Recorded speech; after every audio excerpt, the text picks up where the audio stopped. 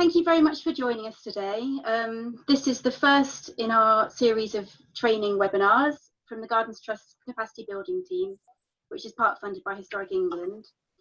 So these webinars are aimed at volunteers from the County Gardens Trust, but they are open to everybody, and we're really pleased to have 86 people coming today from really varied backgrounds, so both volunteers and professionals.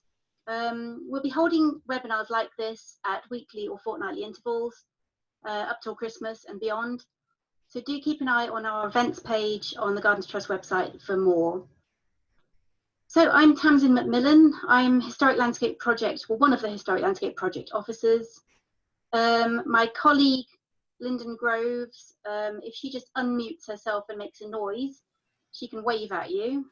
I'm sure you all know Lyndon. She's the Gardens Trust Strategic Development Officer, and she's here too. She's going to be, here she is. Do you want to give us a wave, Lyndon? She's bound to be. Look at the name, Lyndon Groves. That's amazing. Oh, do you mind just sort of, somebody's microphone's on. Do you mind just muting your mic for me? Thank you very much. So Lyndon will be taking questions and we'll be going through those at the end, and I'll explain how to submit your questions. I just need to run through a little bit of dull housekeeping, which you will probably all know if you've used Zoom before. So yes, please do keep your microphones off for the duration. And if you are not sure how to turn that off, there is a mute button at the bottom left of your screen on the PC. If you could put your webcams on, that would be really nice. I know a lot of people say to turn them off, but actually it's really nice to see our audience. So if you want to just turn those on, that's on the taskbar at the bottom. And if you click where it says stop video, you click the little arrow by that and you can press start video, and then we can see you, which would be lovely. We will be recording this session. So if you don't want to be recorded, please just turn your camera off. And I'm going to send you a link to the recording afterwards. If you're familiar with Zoom, you'll know that in the participants view, there is a hands up option for those who want to ask questions, but please note we're not going to be using the hands up option. It's just going to be a little bit too much to keep track of. So if you have any questions, please could you post them in the chat box. And the chat box, if you go to your taskbar, the little chat icon, little speech bubble will pop up. And then please could you just type your question into there. And if you could type your questions in all the way through as they occur to you, that'd be brilliant, so that Lyndon, who's monitoring our questions, has a bit of an easier job of it. If you have any technical problems, if you can't hear or anything like that, please also put those in the text in the chat box, and I'll keep an eye on those queries. We hope that the internet's going to behave today, but it can be notoriously unreliable. If for any reason the meeting stops itself, please do, we will try to get it back on as soon as we can, and do just log in again using the same link as you had before. If you would like to see Margie in a larger screen, just a little reminder that you can switch from gallery view to speaker view. And when Margie is the only person speaking, I think she'll come up quite large in her little box, but if you want to make her larger, there's a little bar that you can drag along between her presentation and the speaker view to just enlarge her window. She says, please don't, but so, and now to introduce our speaker, who will already be familiar to many of you.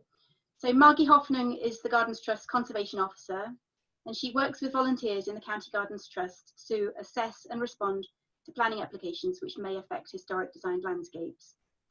So in this role, she's come across all manner of threats to parks and gardens, and today she's going to tell us about the many and varied ways in which the historic designed landscapes that we all love can be at risk. So I will now hand over to Margie. Thank you very much. Hi everybody, and thank you so much to everybody who's logged in this afternoon. Do you know, the thing that I've missed most over these strange months is actually not seeing so many of you face to face at the various Gardens Trust events. It really is the best bit of my job, I think. Now, although Zoom isn't quite the same thing, it's definitely a step in the right direction. So before we start, I need to quickly say a thank you to my kind friends who have allowed me to come and invade their house, because unfortunately at my house, the internet and the broadband is so poor that it just isn't possible for me to do this. Now, we've all been affected by this terrible COVID virus, and so I hesitate to add more gloom to what's going on around the world today. But by talking about the threat to historic parks and gardens, there is an awful lot that we can actually do. So although there is a lot to worry about, I know with your help, we'll get through it all. This presentation is going to outline some of the many ways in which our historic landscapes might be threatened. Whilst some of the slides are a bit grim, ironically, I think that the current situation might actually prove beneficial occasionally. I'm going to go through the things that we deal with regularly, including problems with the currently unregistered landscapes, which are often 20th century ones, as well as some other things which perhaps you mightn't have thought about particularly. I imagine that most of you have a reasonably good idea of what the Gardens Trust is and how we work with County Gardens Trusts, or CGTs as I'm going to call them. But I am going to finish with just a few slides as a bit of a refresher. And I hope that you'll come away at the end of this with quite a few things to think about. This is the frontispiece from the new Arcadian broadsheet from 2010. The landscapes and the houses which we cherish are under pressure from development, whether it's roads and traffic, as you can see in this slide, or demolition, which luckily is quite rare. But often it's lack of money, which leads to neglect of maintenance, which allows things like vistas and landscapes to become overgrown and structures fall into disrepair. In towns and cities, often vandalism is quite a problem, particularly in public parks. And the thing we see a great deal of is change of use, when a beautiful house, for example, maybe this one on the slide, may be converted perhaps to, say, a hotel. And they're going to need extra parking, maybe new bedrooms, spa buildings, that kind of stuff. And sometimes I'm going to include a few slides of what I can only call misguided interventions, to name just some of the many threats which come to the Gardens Trust every week on a daily basis. Historic parks and gardens are really an iconic part of our national heritage. Until this year, they've always brought hundreds of thousands of visitors to Britain. This picture of Stourhead is the epitome of the kind of landscape that they come to see. Of course, it's pictured on countless postcards and biscuit tins. Stourhead belongs to the National Trust. And so as long as there aren't any nasty surprises as far as their 10-year vision is concerned, the freedom spoken of by William Morris in a quote that you can see on the screen belongs to the nation for us all to enjoy. One tends to think of demolition as something that mainly happened in the aftermath of the Second World War in the 1950s and 60s, when huge houses became rather white elephants and were pulled down. But alarmingly, of course, it does still go on. These two 20th century ones have both been demolished. Local authority budgets and services have been cut. And post-COVID, of course, many of them are looking into the financial abyss. Many conservation officers have lost their jobs. Historic England specialist staff are, far and few between, and all the time development pressure increases. The registered gardens at Harlow, up at the top left, were bulldozed in 2004, and the slide at the bottom right is the Commonwealth Institute garden, which was designed by Sylvia Crowe and unfortunately obliterated between 2012 and 15, ironically for a new design museum. The Gardens Trust wasn't actually even consulted about the Sylvia Crowe one. And I looked back on the casework log and I couldn't see anything about Harlow, so I'm not sure what happened there. Neglect is probably the most common problem that we encounter. You'll know from your own gardens just how quickly they can become overgrown and lost if you leave them untended. These are woodlands which are actually designed by Capability Brown at Belhouse in Essex. Overgrown vegetation often can close up design views and vistas. Fortunately, clearance of vegetation is one of the easier and cheaper things to remedy. But here at Blaise Castle, just on the edge of Bristol, lack of management has allowed scrubby tree growth to almost obscure the original design view of the Repton landscape. And you can see the view on the left as it is now, and on the right how it should have appeared in the Repton Red Book. Another problem, particularly in towns, is vandalism. When sites are well maintained, this is less likely to be a problem. But once standards slip, of course, it doesn't take very long for things to go downhill, as these things show from Blaise Castle again.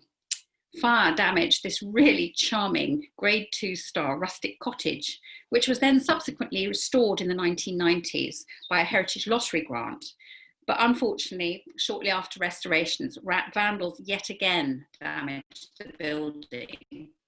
And you can see it's all boarded up, and that's how it is even now. Now, Bristol Council were incredibly cash strapped, and Blaise was gradually becoming ever more run down with, no wardens and things like that. But Bristol Council were very pleased because in June last year, they were awarded almost £1 million to help transform the city's parks and green spaces. It was one of only 8 places across the UK to be selected by the National Trust and the National Heritage Lottery Fund to take part in its groundbreaking Future Parks programme. Now, public parks are especially vulnerable due to lack of local authority funding. So non-essential structures like this bandstand are often early casualties. You can see this lovely one at Treharris, how it used to look and how it very sadly looks today, a pale shadow of its former self. Now, even something as apparently innocuous as turning parkland into arable fields can affect our understanding and reading of what the original use of the site might have been. Ploughing and fertilising change the soils, the archaeology may be destroyed or damaged, and parkland trees can also suffer if their root zones are compromised. At least I think this is a change which can be largely reversible. Now, of course, our enormous national road network requires mineral extraction on an enormous scale. In Hertfordshire, Tarmac obtained permission in the 1980s to extract gravel at Panshanger, which is a grade 2-star landscape on which both Brown and Repton worked. Permission was granted on the condition that the country park was restored with public access. I'm afraid to say that the Brown parkland has been completely destroyed, but some restoration has been carried out on the remaining parkland, but not, I'm afraid, again, to the standards expected, and access remains limited. I suppose the good news, if anything good can be said about this, is that today I'm not sure that permission would be granted for this kind of use on a grade 2-star landscape.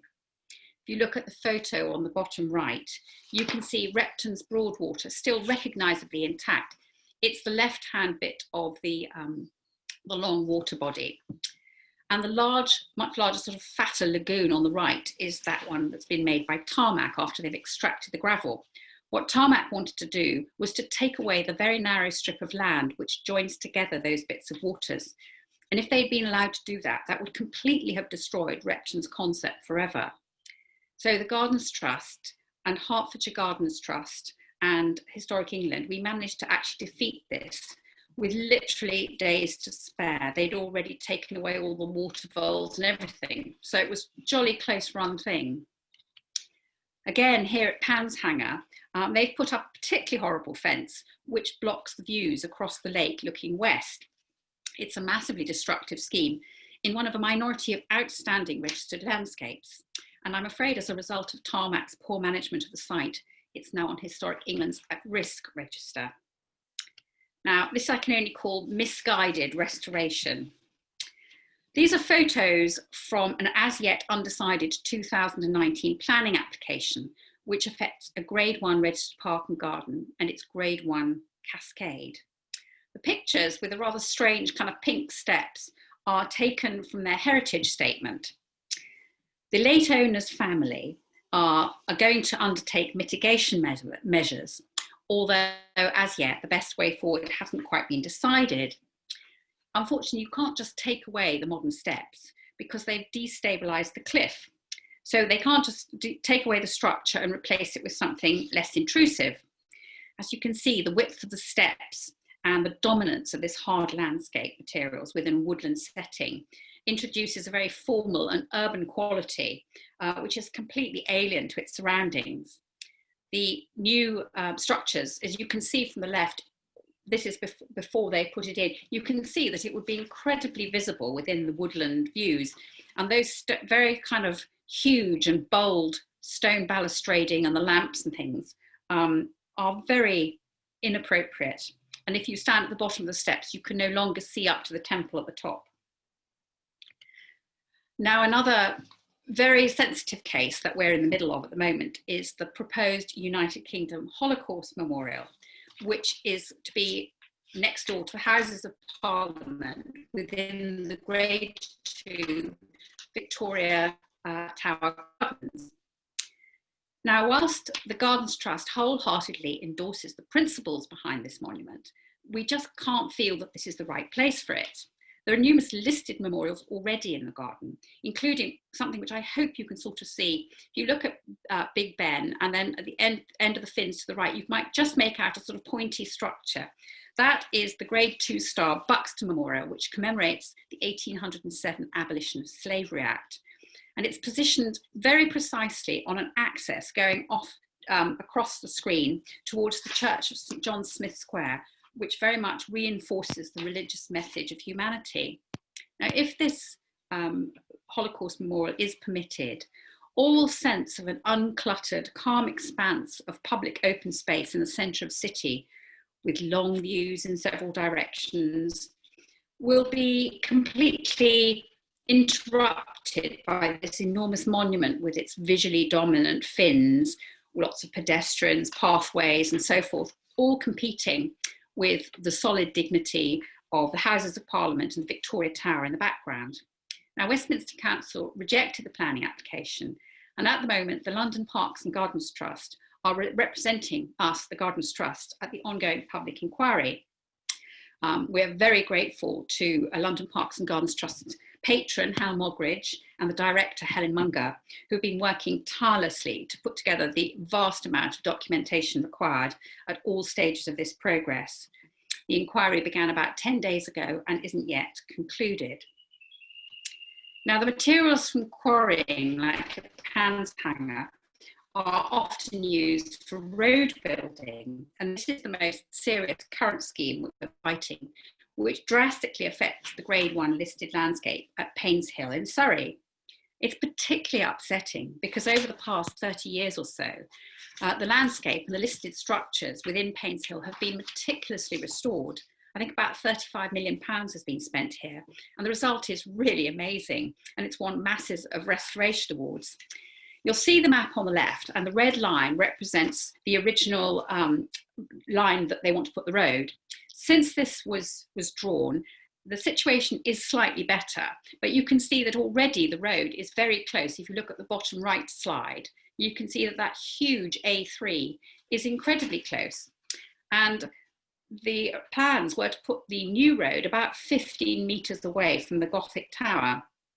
Now, whilst a final decision hasn't yet been made, because it's now at appeal, the road is still likely to be quite intrusive because it's going to cut off access to the Gothic Tower, which means that no emergency vehicles can get in, and maintenance, of course, will be very difficult.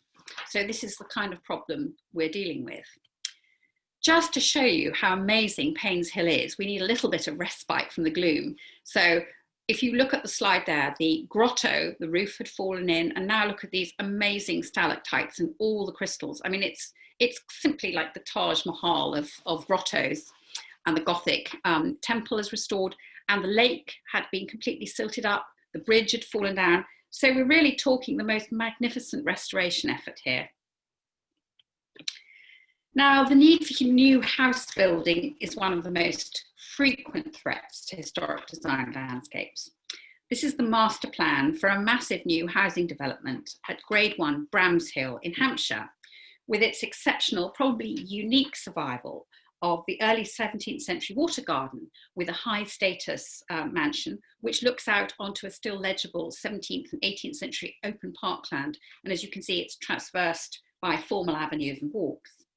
For many years, Bramshill was a police training college, so there are already quite a lot of unsuitable and unsympathetic buildings on the site.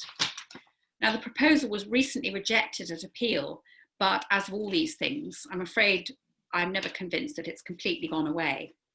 As far as housing is concerned, we're also not yet entirely sure what the government's planning white paper is going to mean for historic landscapes. It's likely that many new houses will be built without any opportunity to object once the zoning has been agreed in the local plan. Now, it's quite a complicated thing, but you can see that I put a link there to a YouTube video. It's just over an hour, and I watched it last night, and it's actually very helpful. The Gardens Trust is working on a response, and of course, once we have that finalised, we will of course send it out to CGTs, and I'm assuming that it will be put onto our website.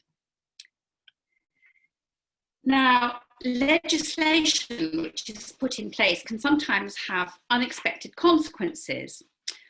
The Flood and Water Management Act of 2010 applied the 1975 Reservoirs Act to lakes which had previously been too small to require the full standards of flood prevention. Some of our most iconic water features have had to have brutal engineering interventions like the one on the left. And here at Blenheim, the levels in the lake have had to be reduced so much that this magnificent cascade has now really been starved to almost a trickle as compared to what it should be. You can also see on the top left that 18th century plane trees had to be removed, and that's left all the dam walls exposed, which was certainly not the original design intent. Wind and solar farms have featured quite heavily in planning cases over the past few years. Of course, we fully endorse the need for more sustainable energy, but we've got to be really careful citing these structures in relation to historic design landscapes in order to avoid detracting from their settings. You can see the top photo is of Lyveden Newfield in Essex, and at the bottom there is an artist's impression of a wind turbine sort of transposed above Bolton Abbey in a painting by Turner, and you'll be glad to hear that both these applications were turned down. Now, tourism is something which of course also has a big impact on historic sites. At the moment, pretty much everything has ground to a halt. But this one here is at Warwick Castle, the Knights Village. There's been a huge proliferation of structures, both the wooden structures at the top right, which look like kind of enormous garden sheds, or perhaps the fake medieval buildings below them, or there are the sort of jousting type tents. Now, whilst of course I'm sure they're very comfortable and tremendous fun, especially if you've got children, they're most definitely out of keeping with the historic design landscapes. Now, events in public parks. This is one area where perhaps this COVID may slightly have been helpful, because of course the one thing we have realised, especially for people who live in cities, is just how important these open spaces are. Many public parks are listed, and they have in the past come under a great deal of pressure for money raising schemes, especially to supplement the local authorities' much strained income streams. So many of the events are only open to paying guests, which shuts off a lot of the park for other people, particularly in the summer months when of course park use is probably at its peak.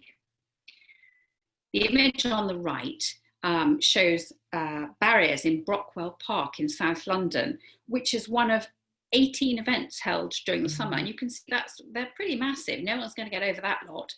And at the top left, there's an image of the mud from a smaller event held at Finsbury Park, where it shows what even damage to a small area can do. And of course, in order to repair the grass here, you either have to reseed it or returf it. And that's then going to be fenced off for at least another month to allow the grass to recover. So yet again, people would lose great chunks of their park. Now, development in the setting is another thing that we come across all the time. This planning battle at Kedleston has been going on for some years now. Originally, the developer put in a plan for 400 houses just outside the park, and you can see it circled in red on the slide. Now, these were visible from the design view along the circuit walk. So the original application was turned down by the local authority, but the applicant appealed and won. And then in turn, this appeal was overturned by the High Court Judicial Review. But sadly for us, it didn't end there. The developer appealed to the Supreme Court, who overturned the Judicial Review decision. And so now the development is going ahead. Now you might think that one open space is much the same as another, but if you look at the changes that this golf course has made to a Capability Brown landscape, I think you can see that it's quite far removed from what an original Capability Brown parkland might have looked like.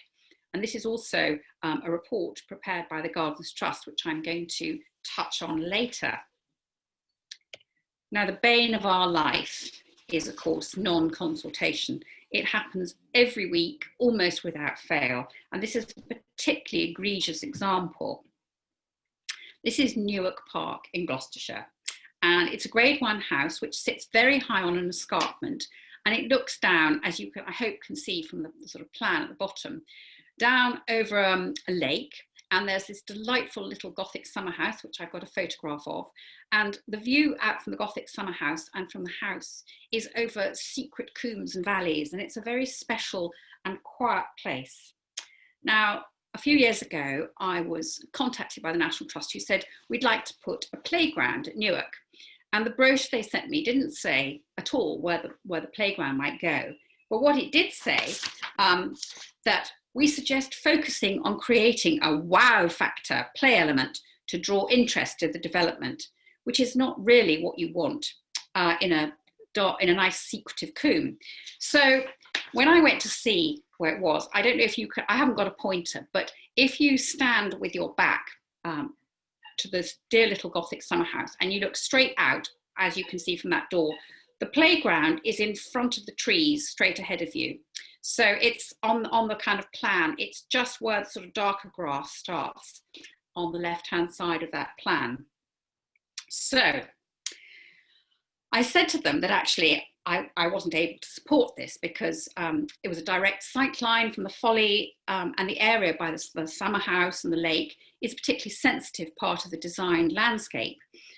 And that if you sited a playground there, it would be entirely detrimental to the setting of these features and the spirit of place. So we had a little walk round, and up by the house, you might be able to see to the right-hand side, there's sort of long, low lot of buildings. That's the old stable yard, which at that point, the National Trust were thinking of converting to a cafe. And there was a really good space up there, which I thought would be more sensible. Anyway, I kept an eagle eye out for this development because I feel quite strongly about it. You know, I really love Newark. It's my closest National Trust place. But nothing came through. So I just hoped and prayed that it had gone away. And then quite by chance, I discovered that actually there had been a planning application. Cotswold District Council, CDC, had just failed to consult us. And what's even worse was that by the time I found out about this, the playground had already been built. So although it's a perfectly nice playground, it's just not in the right place. So I remonstrated with the council and they assured me that it was a one-off mistake and it was all terrible, etc., etc. And so that's one we just had to chalk down to experience. But a bit later, I was doing a talk on case studies and I thought, oh, I'm going to put this one in. So I needed to go back onto the website to refresh my memory. And to my absolute amazement, I discovered that literally 7 working days later, they put in another planning application to do with the landscaping to go with this playground. Same case officer, same everything. But I mean, I suppose they needn't have really consulted us about landscaping, but you would have thought if they just made a gigantic boo-boo, they would have had the grace to just say, well, look, this is the landscaping, what do you think about it? But to add insult to injury, the planting plan looked at it being drawn by a kind of 10-year-old, and the plant selection was incredibly inappropriate. The area where it's sited is on an east-facing slope, so it's damp, it's got no sun beyond about 11 in the day, and of course it was full of sun-loving, very gaudy, bright plants. There were no native plants or woodland plants, and to me this compounded what was already a disastrous decision. And I'm afraid the magic has completely gone there. Now this one I had to include. This is literally hot off the press. This happened, I got the photograph on the top right on Friday. we have had an ongoing saga with the Grade 2 registered park and garden at Walmley in Bristol. It was created by the 18th century industrialist William Champion, and it's one of the earliest and most important sort of industrial gardens. The RPG contains a variety of historic features, with of course the most memorable being this enormous statue of Neptune, who's called the Walmley Giant, and he's about 7 meters tall. In the 1960s, there was an unfortunate planning decision which allowed a huge static caravan park to be built in what was once a 13-acre lake. And Neptune formerly stood in the middle of this lake on an island. And you can see in the long photo at the bottom that the caravan park comes pretty close up to poor old Neptune, and all the trees are grown round. But what's even worse was that the owner of the caravan park, without asking any permission, without anything at all, simply last week started to clear all this grass in preparation for making this grass area between the chalets and Neptune into a car park. I mean, I find that quite unbelievable. This has been urgently referred to South Gloucestershire Council, who own the site, by the wonderful friends of William Champion's garden, who are actively monitoring the situation and who go in and restore and maintain things where at all possible. And to me, I'm afraid, even though there's been an enforcement notice issued, this can only be described as what I say cultural vandalism. Now, on the 21st of August this year, Historic England announced 20 new registrations of 20th century gardens as a result of a 3-year collaboration with the Gardens Trust. These include some of the best examples of landscapes designed between the end of the Second World War and the early 1990s. One of these sites was Stockley Park, which you can see in the photo. It's been added to the register at Grade 2, and it was planned in 1984. It's a pioneering example of a business park, and it's a skilled reuse of formerly highly contaminated land, which has been developed into an undulating landscape on a former gravel works. Its design shows influences from 17th century English and French landscapes, and the avenues of lime trees that line the pedestrian routes reflect the formal avenues that ran through the landscape of Dawley Park, which many years ago stood on this site. But shortly before the site was registered, we received a planning application proposing to demolish 2 of the business units at Stockley Park, replacing them with 2 bigger ones, together with associated parking, infrastructure, access arrangements and landscaping and so forth. And of course, all the accompanying documentation had been prepared prior to the listing, so there was absolutely no reference to how this might affect the newly registered park. So we've written to the local authority asking them to postpone their decision until the revised documents can be put together. So that just shows how important and how current the planning thing is in relation to the new listings. Now, of course, Stockley Park was a non-designated heritage asset until very recently, and there are many other sites like Stockley all around the country. And whilst at the moment they're perhaps not recognised as nationally important, they can be very precious locally. And I think it's not a conservative estimate to say that there may be at least 30% more historic gardens which should be listed and aren't. So these things here are the kind of things that come under the non-registered umbrella. You can see some World War II war buildings, fortifications from the Isle of Wight. There are ancient field patterns at the top, and then there's wonderful ridge and furrow. And at the bottom left, there's a traditional orchard in the Berkeley Vale in Gloucestershire. Now, traditional orchards now do come under the priority habitats in the UK Biodiversity Action Plan. So they do have some protection, but it's still not a great deal. So occasionally, a non-registered site is threatened by a planning application. And so if we hear about it, we forward details to Historic England in conjunction with research by whichever County Gardens Trust it comes from. And every now and again, this has resulted in a spot listing. Now, climate change is another thing we're having to grapple with. And in 2002, the RHS published a report called Gardening in a Global Greenhouse. Since then, the global climate has undergone dramatic change, with 2019 proving to be the warmest year on record. and 2020 looking likely to follow suit.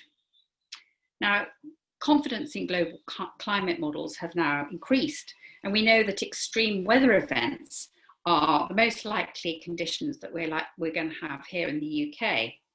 The impact of these events, such as flash flooding or drought, are likely to be compounded by the need for increased housing, which means that gardens are going to become more critical than ever to provide services formerly delivered by the natural environment, things like flood alleviation, carbon sequestration, and the provision of habitats for wildlife. So 15 years after the original report, the RHS launched another one called Gardening in a Changing Climate, which is updating the original.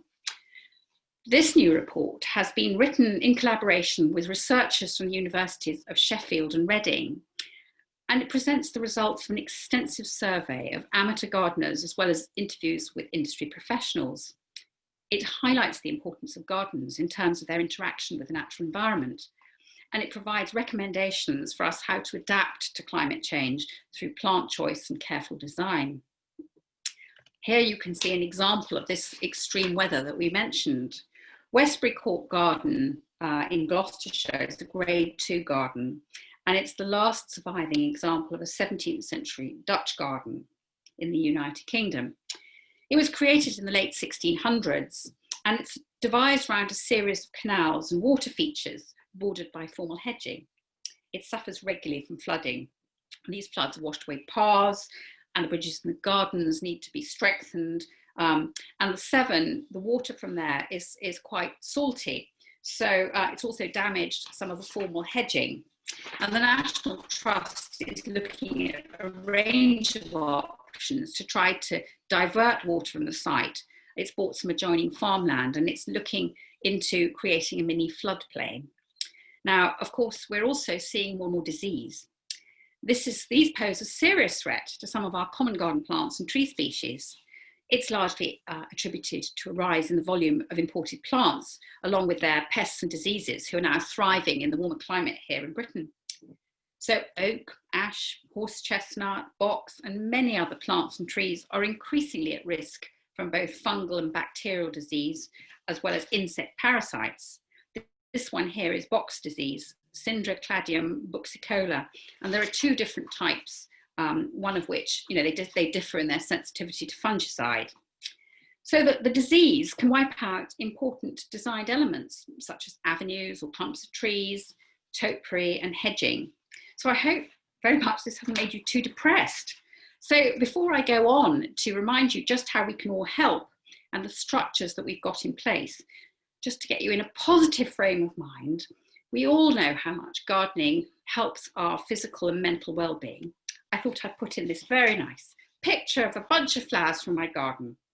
Now, I put in a pink background because I read that somewhere that pink is apparently the most soothing colour, and that in order to make prisoners more calm, they painted their cells in pink. Now, I'm not quite sure what the parallel is here, unless you're all tearing your hair out with despair. But the main thing is for you to now take a deep breath, so feel less stressed, and now we'll go on to see what we can do. Now, Gardens Trust takes its statutory duty very seriously. Every year, we receive literally thousands of planning applications. With the help of the wonderful CGTs, we respond to ever greater numbers. And we keep thinking just we can't do more, but somehow with your amazing help, we do. So sometimes when it's all doom and gloom, I think it's heartening to remember that across the country, there are a great many like-minded people, all of whom work incredibly hard to stop poor planning applications in their tracks. Now, the casework log, this is the cornerstone of all we do. It's put together by Alison Allingham, our conservation casework manager. She works hard every week putting together all the applications that we receive from local planning authorities or individuals or other organisations. Many of you will be familiar with it. It's sent out to all the CGTs every week and other appropriate organisations. So you can see that each case is allocated a category. In this case, it's cemetery and building alteration. We need these because we can monitor trends and statistics for historic England using that. So Alison collates all the responses and keeps the casework log up to date. As of Friday, we had received 27,661 cases, and we get in excess of 60 planning applications every week. Last year, we responded to 1,940, which is quite a lot.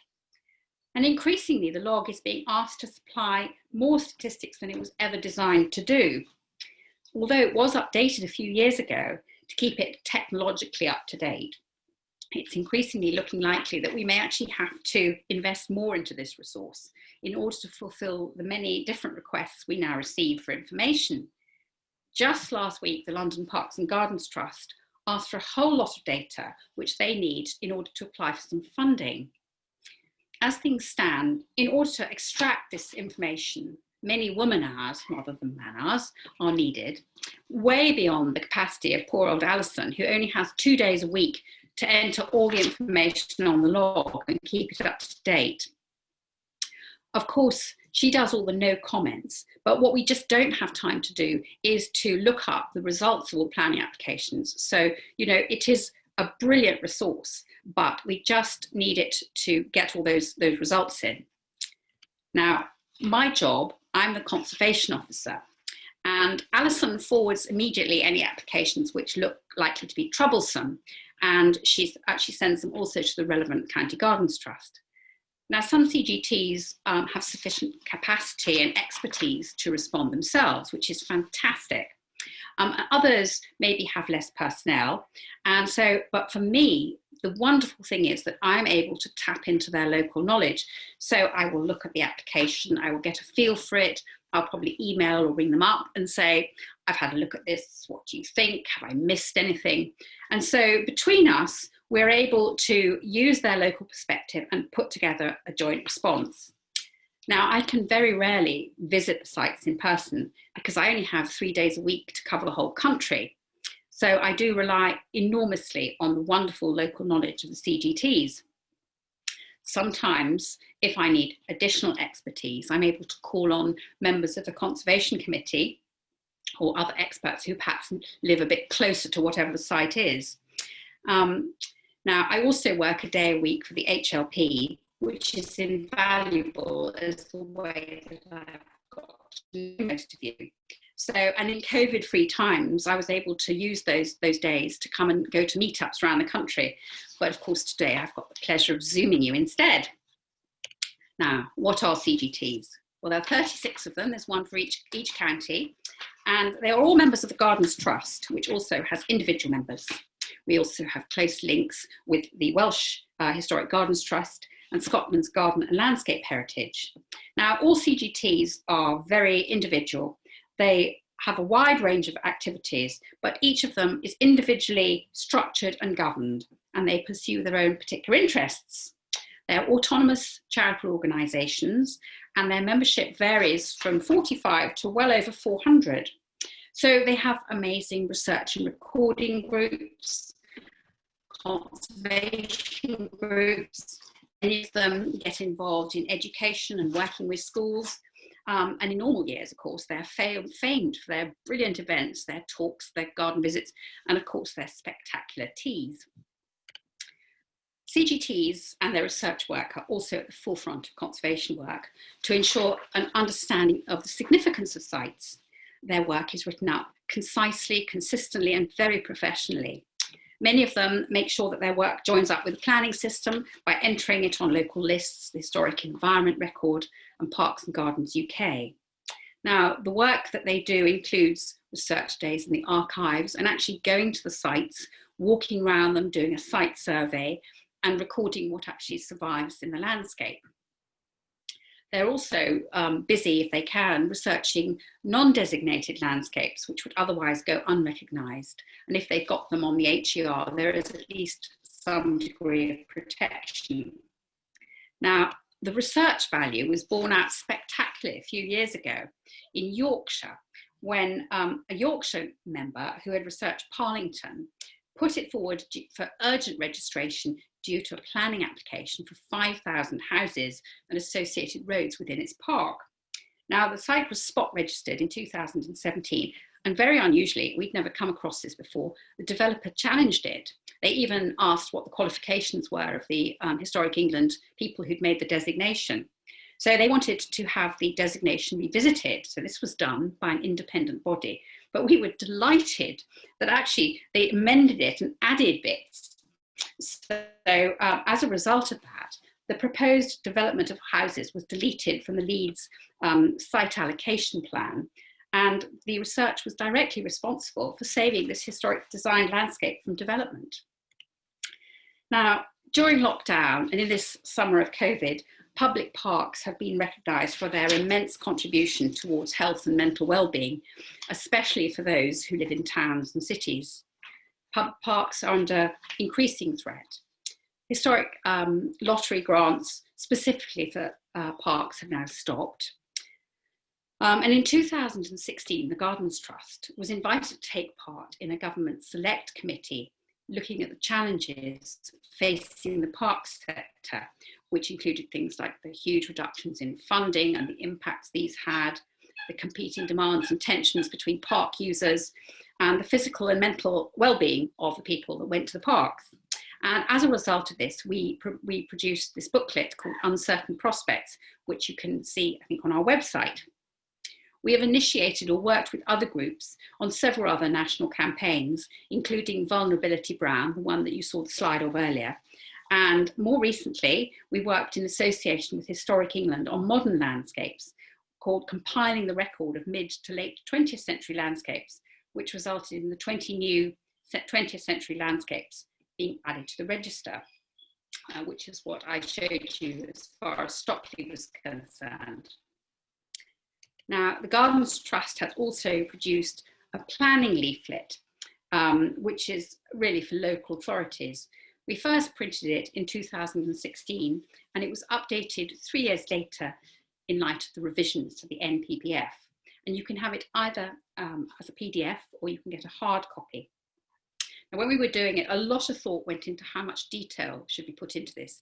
If it was too detailed and too thick, it just wouldn't be used. And again, if it was too flimsy, it wasn't going to be any help.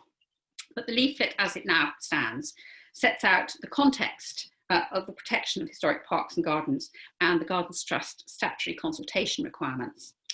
It advises local planning authorities how to meet their obligations, and it uses Historic England's conservation principles to show how to determine significance. It includes a checklist of various stages in the planning process and documents the actions that are required at every stage. And it rounds up with a whole list of other tools. And it talks about local plans, CGTs, Gardens Trust, so forth, and it has contact information. Of course, a brilliant source of information is our website. It's been revamped quite recently. And as far as the planning and conservation work is concerned, if you go to the homepage, you can see the bit that says Resource Hub. And if you click on that, there's a whole mass of stuff that comes out. You can look up things like the monthly casework log summaries, which show all the applications and the responses that were made. There are lots of handouts on the work that we do. There are presentations from previous training days and handouts on lots of different aspects of the Gardens Trust work. Of course, the Gardens Trust is an increasing presence on social media. You can follow us on Facebook, on Twitter, you can read our weekly blog, and as a Gardens Trust member, you'll get a regular e-news with all sorts of current stories. Many CGTs also have their own Instagram accounts, so whatever your preferred way of keeping in touch, you really have it. I think we've got it covered. And all our talks now are online. This has been rather hastened by COVID.